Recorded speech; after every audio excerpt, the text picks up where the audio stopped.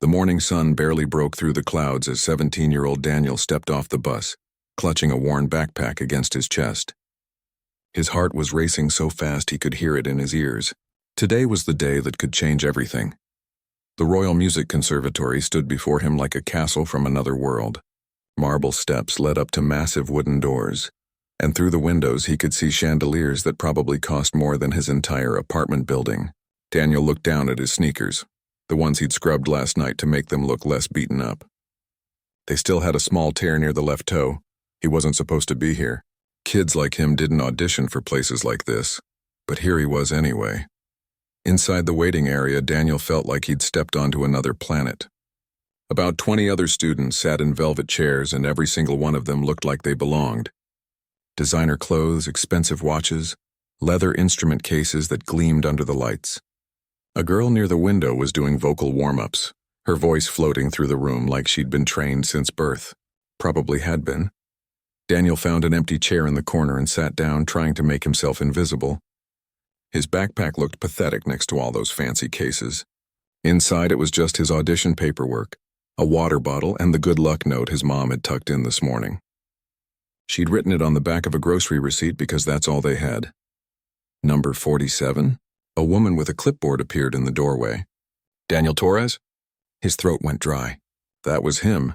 Present, he managed to say, standing up too quickly and nearly tripping over his own feet. A few students glanced his way. One boy smirked and whispered something to his friend. Daniel pretended not to notice. The hallway seemed to stretch forever as he followed the clipboard woman toward the auditorium. His hands were sweating. He wiped them on his jeans, then worried that was the wrong thing to do. Should he have worn something nicer? His mom had ironed his button-up shirt 3 times last night, but compared to everyone else, he still looked like he'd wandered in from the street. "You'll be performing for our panel of judges," the woman said without looking back at him. "Director Petrov will be leading the evaluation. Good luck." She pushed open the auditorium doors and Daniel's breath caught. The room was enormous. Rows and rows of red seats stretched back into shadows, and at the front, on a stage lit by spotlights, sat a beautiful grand piano. A Steinway. Daniel had only ever seen one in videos. His stomach did a nervous flip. 3 people sat at a table in the front row. 2 of them were looking at papers, barely paying attention, but the man in the middle was staring right at Daniel with an expression that made his blood run cold. Director Viktor Petrov. Daniel recognized him from the conservatory website. Late 50s, silver hair slicked back, wearing an expensive suit that probably cost more than Daniel's mom made in 6 months. He had the kind of face that looked carved from stone, all sharp angles and judgment. Name? Petrov's voice echoed through the auditorium. "Daniel Torres, sir." "And you're auditioning for our advanced piano program?" "Yes, sir."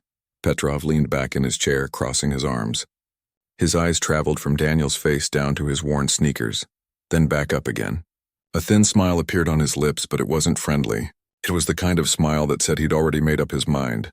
"I see," Petrov said slowly. "And where did you study?" "East Side Preparatory, the Wellington Academy." Daniel's face felt hot. I didn't go to a music school, sir. I'm self-taught." One of the other judges looked up from her papers. The third judge, an older woman, raised her eyebrows. "Self-taught," Petrov repeated like the words tasted bad in his mouth. "Let me guess. YouTube tutorials? A keyboard in your bedroom?" Some students had gathered in the back of the auditorium to watch the auditions. Daniel heard someone snicker. "I learned where I could, sir," Daniel said quietly. Petrov stood up, buttoning his suit jacket. He walked toward the stage, his shoes clicking against the polished floor. When he reached the stairs, he stopped and turned back to look at Daniel. "Do you know how many students audition for this program every year?" Petrov asked. "Hundreds. Students who have trained since they were 5 years old. Students who have performed at Carnegie Hall, won international competitions, studied under masters. And you think you can walk in here with your online education and compete with them?" Daniel's hands were shaking now. He shoved them in his pockets. "I know I'm not like them, sir, but I can play. I just need a chance to show you." "A chance," Petrov laughed, but it wasn't a happy sound. He turned to his fellow judges, spreading his arms wide like he was addressing an audience. "Another dreamer who thinks passion is enough, who thinks raw talent can replace years of discipline and proper training." The female judge looked uncomfortable. "Victor, perhaps we should let him..."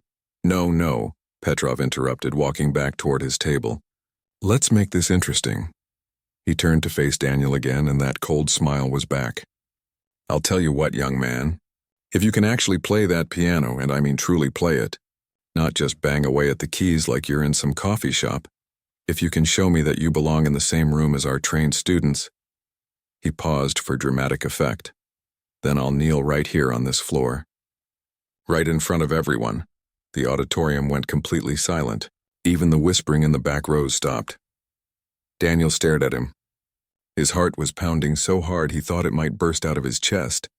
The other judges looked shocked. The older woman opened her mouth to say something, then closed it again. This had clearly gone too far, but nobody wanted to challenge Petrov. Not directly, well, Petrov said, settling back into his chair with that smug expression. What are you waiting for? Show us what YouTube taught you. Daniel walked toward the stage on legs that felt like they might give out any second. Each step echoed in the huge space. Behind him, he heard more students filing into the back rows. Word must have spread. They wanted to watch the nobody kid fail in front of everyone. He climbed the stairs and crossed the stage to the piano. The Steinway gleamed under the lights, perfect and intimidating. Daniel pulled out the bench and sat down, adjusting the height slightly. His hands hovered over the keys. They were trembling. He could hear his mom's voice in his head from this morning. You show them, baby. You show them what you're made of. He could hear Mrs. Liu from apartment 4C, the retired piano teacher who used to let him practice on her old upright before she passed away last year. Music isn't about perfection, Daniel. It's about truth. He closed his eyes and took a breath. Then he began to play. The first notes came out shaky. Daniel's fingers found the keys, but his hands were trembling so badly that even he could hear the uncertainty in the sound. Behind him, someone in the audience coughed. He heard a chair creak as someone shifted, probably getting comfortable to watch him fail. He'd chosen Rachmaninoff's Piano Concerto No. 2. Everyone had told him it was crazy. Too difficult. Too ambitious for someone with his background. But it was the piece that had made him fall in love with piano 4 years ago. When he'd heard it playing through the walls of Mrs. Liu's apartment, Daniel took another breath and started again. This time his fingers steadied. The opening melody flowed out soft and searching, like a question being asked in the dark. He forgot about Petrov sitting there with that mocking smile. He forgot about the students watching from the back, waiting for him to mess up. He forgot about everything except the music. The piece began to build. His left hand created a foundation, steady and strong, while his right hand danced across the higher keys. This was the part he'd practiced 10,000 times on his cheap keyboard at home, the one with 3 broken keys that he'd learned to work around. But this wasn't his keyboard. This was a Steinway, and it responded to every tiny movement of his fingers. The sound was rich and full in a way he'd never experienced before. It was like the difference between seeing a picture of the ocean and actually standing in the water. Daniel leaned into the music, his whole body moving with it. The melody swelled, becoming more urgent, more desperate. This was the part that always made his chest tight.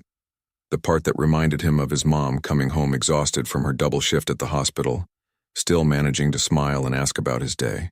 The part that reminded him of Evie. Every time they'd struggled to pay rent, every time they'd eaten rice and beans for dinner 3 nights in a row because that's all they had. His fingers flew across the keys now, faster and faster. The technical difficulty didn't matter anymore. He wasn't thinking about where his hands should go. They just knew. Muscle memory from countless hours of practice, from playing until his fingers cramped, from refusing to give up even when it seemed impossible. The auditorium had gone completely silent. Even the whispers had stopped. Director Petrov's smile had disappeared. He was sitting forward in his chair now, his arms uncrossed, his eyes fixed on Daniel with an expression that was hard to read. The female judge had put down her pen. The older woman had taken off her glasses and was staring at the stage with her mouth slightly open. Daniel didn't see any of this. His eyes were closed. The music poured out of him like water from a broken dam. All the frustration, all the hope, all the fear, all the love. Every night he'd stayed up late practicing while his mom slept, trying to be quiet but needing to play. Every time he'd watched videos of concert pianists and dreamed about being on a stage like this. Every moment of doubt when he wondered if he was fooling himself, if a kid from his neighborhood could ever really make it in this world. The piece reached its climax. The melody became triumphant, powerful, almost overwhelming.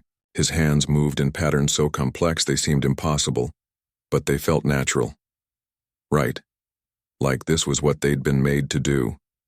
And then something happened that Daniel had never experienced before. He felt Mrs. Liu there with him. Not literally, but her presence was as real as the piano bench beneath him. He could hear her voice from all those afternoons in her small apartment, when she'd shown him how to feel the music instead of just playing the notes. "The piano is not a machine, Daniel," she used to say in her soft accent. "It's a voice. Your voice. Don't be afraid to let it speak." Tears were streaming down Daniel's face now, but he didn't stop playing. The emotion in the music was so intense it hurt, but it was the kind of hurt that meant something real was happening, something true. In the back of the auditorium, students who had come to watch him fail were completely still. A girl who'd been scrolling through her phone had stopped, her hand frozen in midair. A boy who'd made fun of Daniel's clothes earlier was leaning forward. His expression changed from mockery to something else entirely. The music began to soften, to wind down. Daniel let the final phrases unfold slowly, carefully, like he was setting down something precious. The last notes hung in the air, ringing out in the enormous space. He held down the pedal, letting them sustain, letting them fade naturally until there was nothing left but silence. Daniel opened his eyes. His hands were still on the keys, shaking again, but this time from exhaustion and emotion rather than fear. He didn't turn around. He couldn't. He was afraid to see their faces, afraid to break whatever spell the music had created. The silence stretched on. 5 seconds. 10. 15. Then someone in the back started clapping. Just one person at first, but then another joined in and another. Within seconds, the entire back section was applauding. Some students were standing up. Daniel finally turned around. The female judge had tears running down her cheeks. She was clapping hard, her papers forgotten on the table. The older woman was nodding, a smile spreading across her face as she applauded. Other faculty members who'd been sitting in the side sections were on their feet, but Daniel's eyes went to Director Petrov. The director was still sitting. His face had gone pale.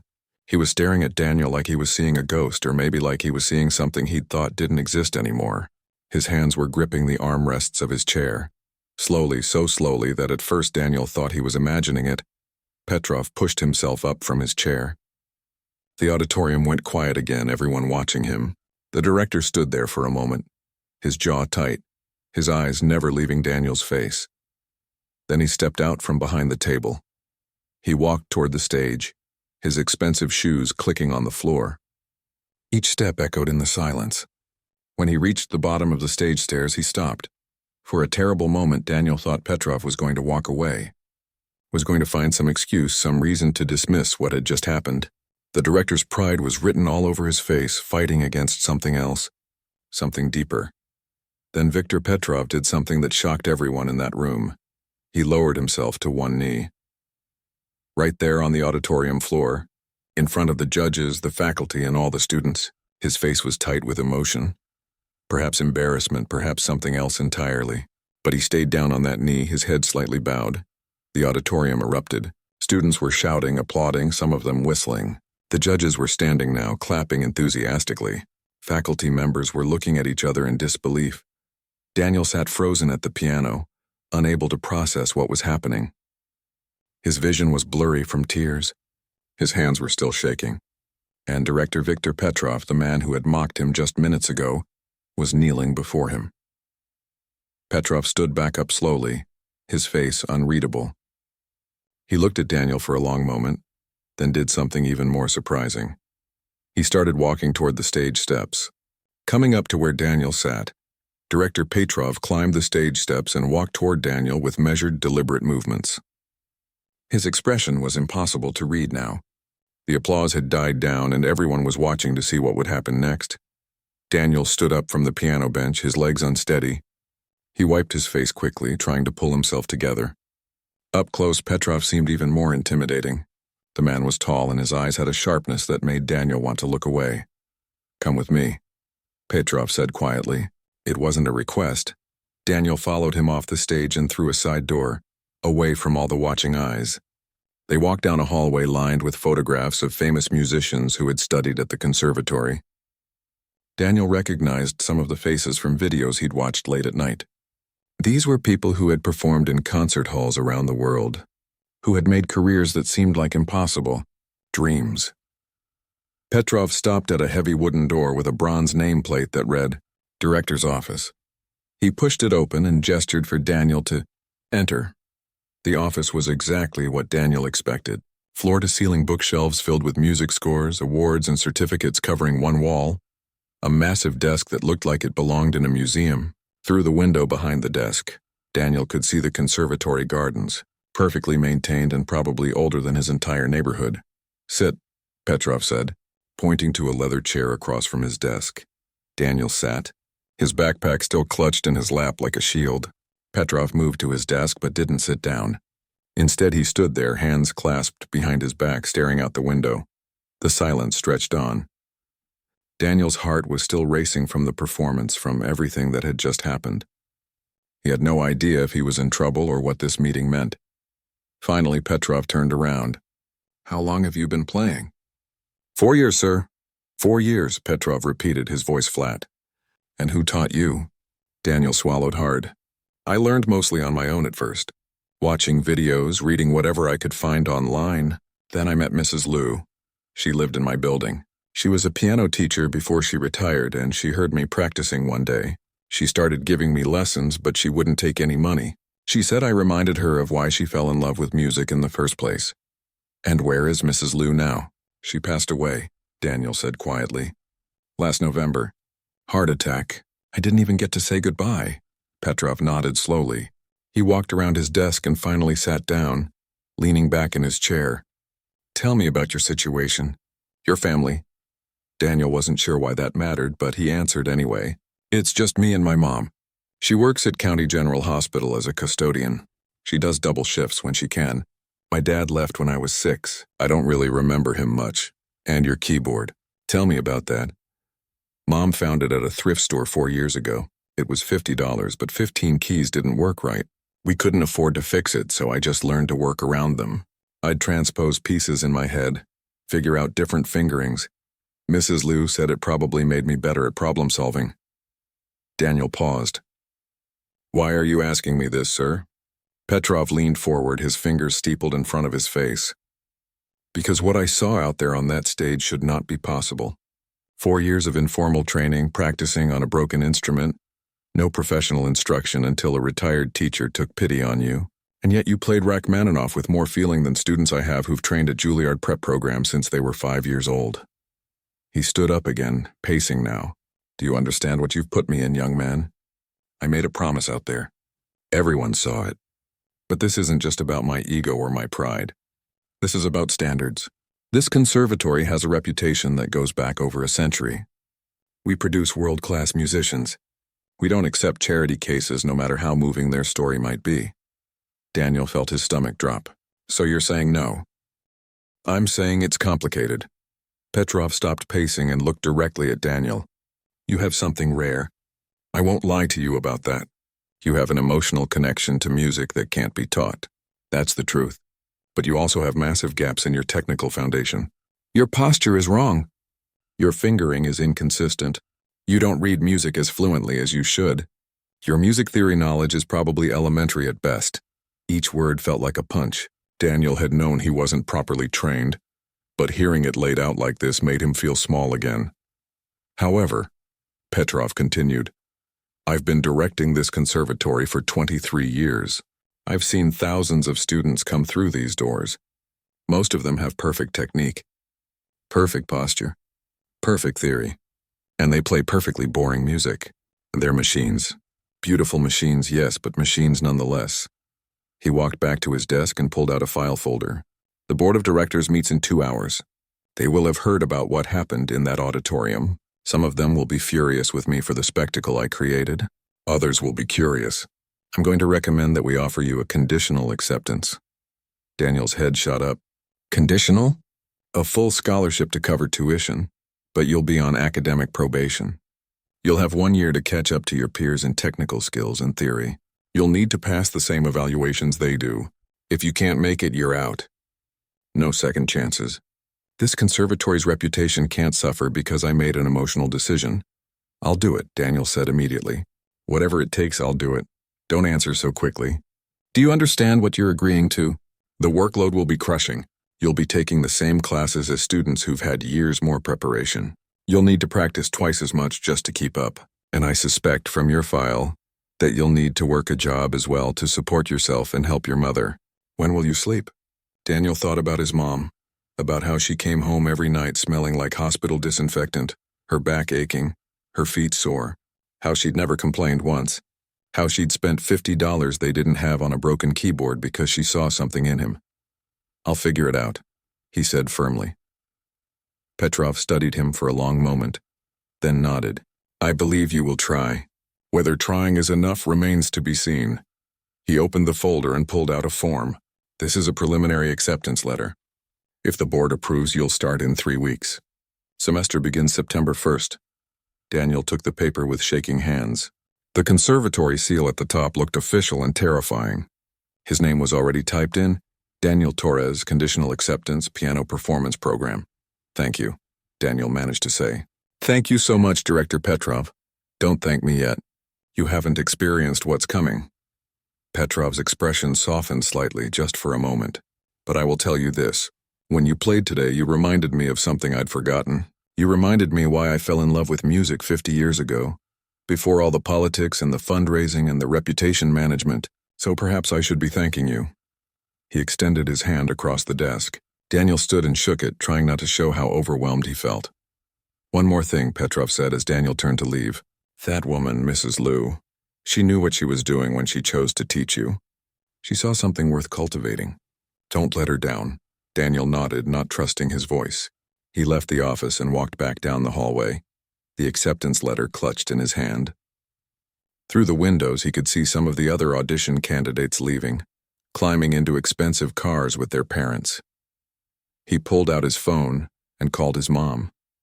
She answered on the second ring, slightly breathless. She was probably on her break, probably had run to the break room to make sure she didn't miss his call. Baby, how did it go? Daniel looked down at the letter in his hand, then back up at the photographs of legendary musicians lining the walls. Mom, he said, his voice cracking. I got in. Her scream of joy was so loud he had to pull the phone away from his ear. Through it, he could hear her crying, laughing, thanking God. And Daniel realized that the hard part wasn't over. In fact, it was just beginning. The first week at the conservatory almost broke Daniel. He'd walked in on that first day feeling hopeful, carrying his backpack and wearing the same button-up shirt his mom had ironed. But the moment Professor Chen started talking about harmonic analysis and music theory 101, Daniel realized just how far behind he really was. Everyone else in the class nodded along, taking notes, raising their hands to answer questions. They threw around terms like Neapolitan sixth and German augmented sixth like it was normal conversation. Daniel sat in the back writing down everything but understanding almost nothing. After class, a student named Wei stopped him in the hallway. Hey, you're the YouTube kid, right? The one who made Petrov kneel? Daniel shifted his backpack. I'm Daniel. Right, listen, no offense, but how did you even get into this program? That theory class is supposed to be review from prep school. If you didn't understand any of that, you're going to drown in here. Wei wasn't trying to be mean. That was the worst part. He was genuinely confused, maybe even concerned, and he was right. The next class was sight reading. Professor Anderson put a piece of music in front of Daniel that he'd never seen before and told him to play it. Immediately. No practice time. Just read and play. Daniel stared at the notes on the page. He could read music, but not like this. Not this fast. His eyes couldn't process the information quickly enough. By the time he figured out what his right hand should be doing, he'd lost track of the left. He stumbled through it, missing notes, losing tempo, feeling his face burn with embarrassment. Again, Professor Anderson said, her voice neutral but somehow still cutting. He tried again. It was worse, again. On the third try, his fingers felt numb. He couldn't think straight. The notes on the page started blurring together. Stop. Professor Anderson pulled the sheet music away. We'll work on this. Stay after class, please. The other students filed out, and Daniel could feel their eyes on him. Some looked sympathetic. Others looked satisfied, like they'd known all along he didn't belong. When everyone was gone, Professor Anderson sat down next to him at the piano. She was older, maybe 60, with gray hair pulled back in a tight bun. "How much sight-reading practice have you done?" "Not much," Daniel admitted. "I mostly learned pieces by listening to them first, then figuring them out. By ear." "Yes, ma'am." She was quiet for a moment. "That's actually a valuable skill. But in this program, you need both. You need to read fluently, and you need to understand what you're reading on a deeper level. Otherwise, you'll never keep up." "I know. Do you?" She turned to look at him directly. "Because keeping up isn't going to be about practicing more. You'll need to completely rebuild your foundation while simultaneously learning new material. It's like trying to fix a car engine while driving down the highway." Daniel felt something heavy settle in his chest. "Are you saying I can't do it?" "I'm saying it's going to be harder than anything you've ever done, and I need to know if you're prepared for that." He thought about his mom, who'd taken on extra shifts so he could focus on school. He thought about Mrs. Liu, who'd believed in him when he was just a kid making noise in his apartment. He thought about that moment on stage when the music had felt bigger than himself. "I'm prepared," he said. Professor Anderson nodded. "Then meet me here every Tuesday and Thursday at 6 in the morning. Before your regular classes. We'll work on sight reading and theory fundamentals. No one else can know, this is already bending the rules. But Director Petrov asked me to give you a chance. So that's what I'm doing. Don't make us regret it." The early morning sessions with Professor Anderson helped, but they weren't enough. Daniel started showing up to the practice rooms at 5 in the morning and staying until midnight. He'd grab dinner from the vending machines, survive on coffee and energy drinks, then go back to practicing. His regular classes were brutal. While other students discussed the finer points of interpretation, Daniel was still struggling with basic concepts. In piano performance class, he had to play in front of everyone, and the difference between him and his classmates was painfully obvious. They'd all been training for years. Their technique was clean, precise, effortless. His was rough around the edges, inconsistent, full of bad habits he didn't even know he had. "Your thumb position is incorrect," his piano instructor, Professor Kim, would say. "You're creating tension in your wrist. Your shoulders are too high. You're not using the weight of your arm properly." Every correction felt like proof that he didn't belong, but the worst part wasn't the classes. It was the other students. Most of them weren't openly hostile. They just treated him like he was invisible. They'd discuss practice strategies in the hallway, but their conversations would stop when he walked by. They'd form study groups that he was never invited to. During breaks, they'd talk about their summer programs at prestigious festivals, their private lessons with famous performers, their upcoming recitals. Daniel had nothing to contribute to these conversations. A few students were different, though. There was a violinist named Amy who sometimes smiled at him in the hallway, a cellist named Jordan who once offered him a granola bar when he looked particularly exhausted, but mostly he was alone. 3 weeks into the semester, Daniel got a job at a 24-hour diner near campus.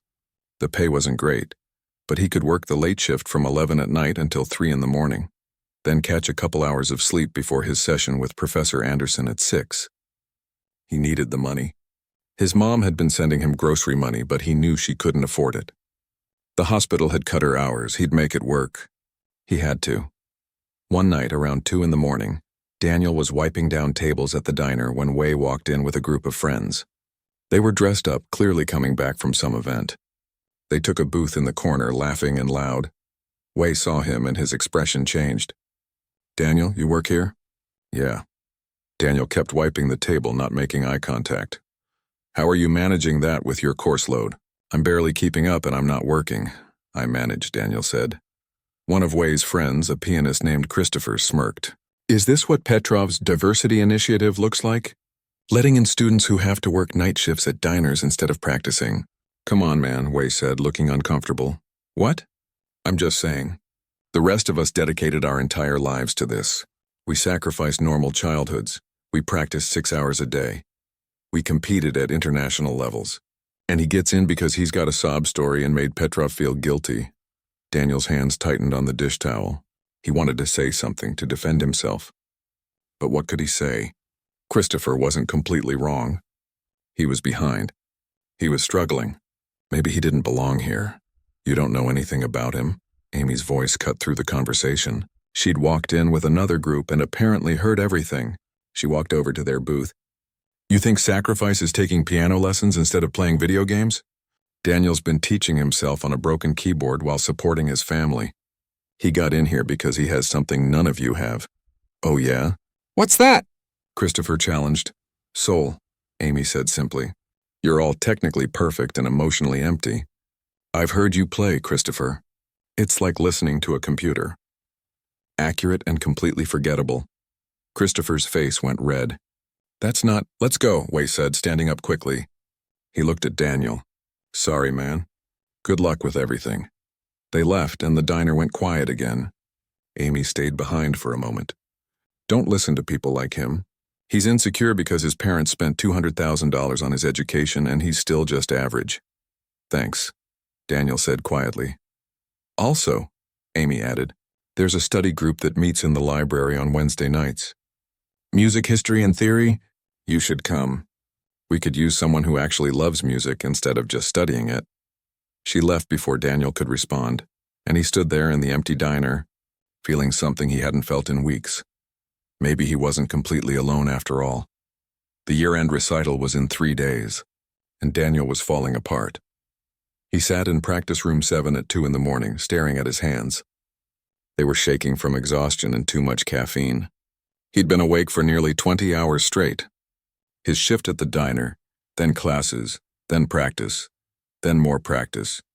His eyes felt like sandpaper. The piece he'd chosen for the recital was Chopin's Ballade No. 1. It was ambitious, maybe too ambitious, but Director Petrov had approved it with a grim nod.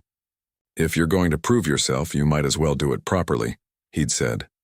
Daniel had been practicing it for months, but right now, his fingers couldn't seem to remember the second movement. He kept stumbling at the same passage, the one where the melody shifted into minor key. His left hand and right hand weren't syncing. The more he tried, the worse it got. He put his head down on the piano keys, creating a discordant sound that echoed in the small room.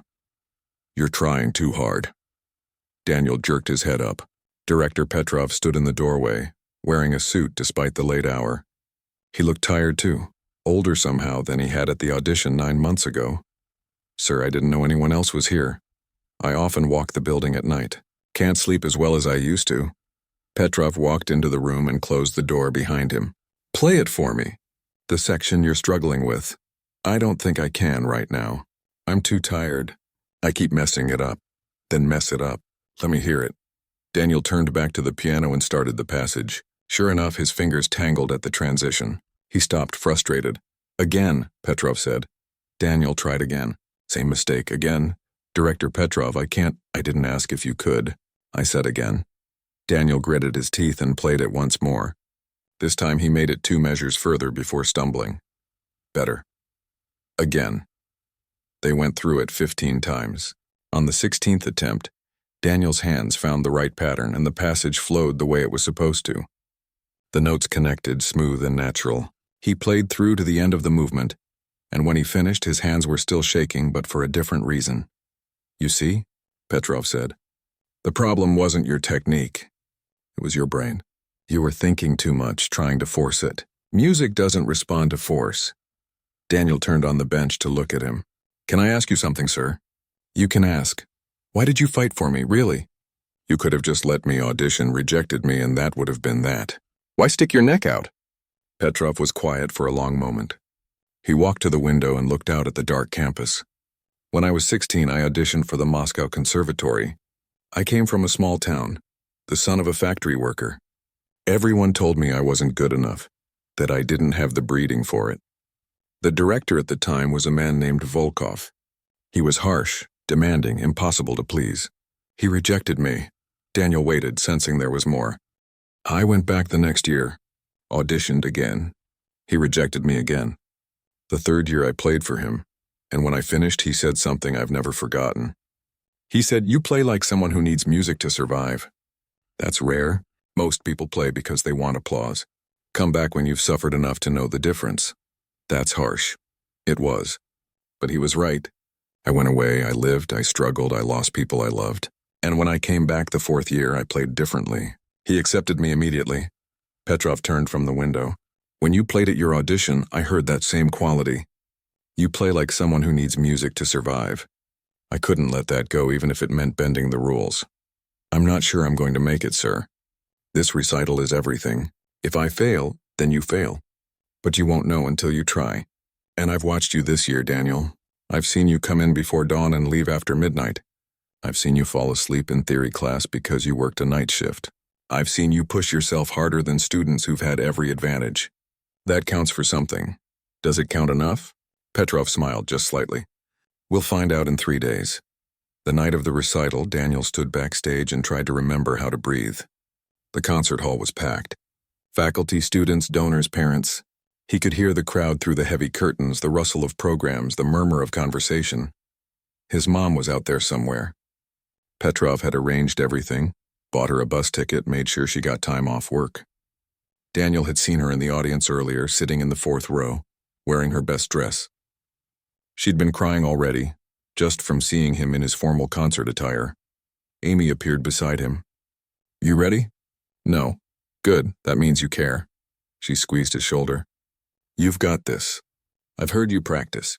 You're ready even if you don't feel like it. The stage manager gave him the signal. It was time. Daniel walked out onto the stage and the applause washed over him. The lights were bright, too bright to see individual faces in the audience, but he knew they were all there, watching, judging, waiting to see if the kid who'd made Director Petrov kneel could actually deliver when it mattered. He sat at the piano, adjusted the bench, and placed his hands on the keys. For a moment, he just sat there feeling the weight of everything. The year of struggle, the early mornings, the late nights, the doubt, the fear, the hope. Then he thought about Mrs. Liu, about that first day she'd heard him practicing and knocked on his door, about how she'd smiled and said, "You have a gift. Don't waste it." He thought about his mom, working double shifts so he could chase this dream. He thought about Petrov, taking a chance on someone who didn't fit the mold, and he started to play.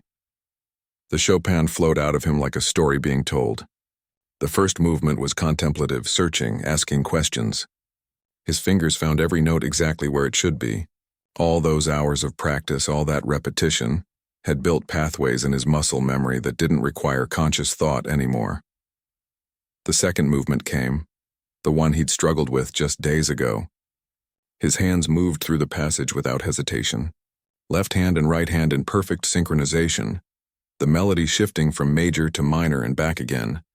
But more than the technical execution, there was something else. There was emotion, real, raw, honest emotion that came from every struggle he'd faced this year. The music wasn't just notes anymore. It was his story, their story, everyone who'd ever fought for something that seemed impossible. The piece built to its climax, powerful and triumphant. Daniel leaned into it, his whole body part of the music now. The final cascade of notes rushed down like water over rocks, and then the last chord rang out, sustained by the pedal, filling the entire concert hall. Silence. Then the explosion. The audience erupted to their feet. The applause was deafening. In the front row, Daniel could see his mom standing, tears streaming down her face, clapping so hard her hands had to hurt. Next to her, Director Petrov was standing too, and he was smiling. Actually smiling. Daniel stood and bowed, overwhelmed. Students who'd ignored him all year were applauding. Professors who'd doubted him were nodding with approval. Even Christopher, who'd mocked him at the diner, was clapping, though he looked like it pained him to do it. Backstage, after the recital was over and the other students had performed, Director Petrov found Daniel in the hallway. "The board met an hour ago," he said. "Your probation is lifted. Full acceptance. Full scholarship for the remaining 3 years of your program." Daniel felt his knees go weak. "Sir, I don't know what to say. Say you'll keep working. Because this is just the beginning. You've proven you can survive here. Now you need to prove you can thrive." "I will. I promise." Petrov extended his hand. "I knelt for your potential 9 months ago. Tonight I stand for who you've become." Later, Daniel found his mom waiting by the stage door. She grabbed him in a hug so tight he could barely breathe. "I'm so proud of you, baby," she whispered. "So proud." "We did it, Mom. We actually did it." "No," she said, pulling back to look at him. "You did it. All I did was believe in you. The rest was all you." Walking back to his dorm that night, Daniel passed practice room 7. Through the window, he could see a young girl, maybe 15, practicing scales on the piano. She looked tired and frustrated, hitting wrong notes, starting over again and again. Daniel remembered that feeling. He remembered being that person who didn't quite fit, who had to work twice as hard just to keep up. He pushed open the door.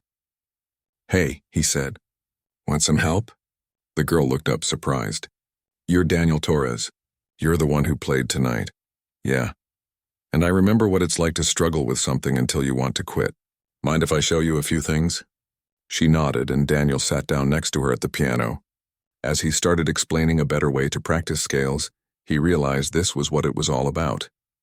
Not the applause or the recognition, not even proving himself to people who doubted him. It was about passing on what had been given to him. About being for someone else what Mrs. Liu had been for him. About keeping the music alive by sharing it with others who needed it just as much as he did. That's what made all the struggle worth it. That's what made it real.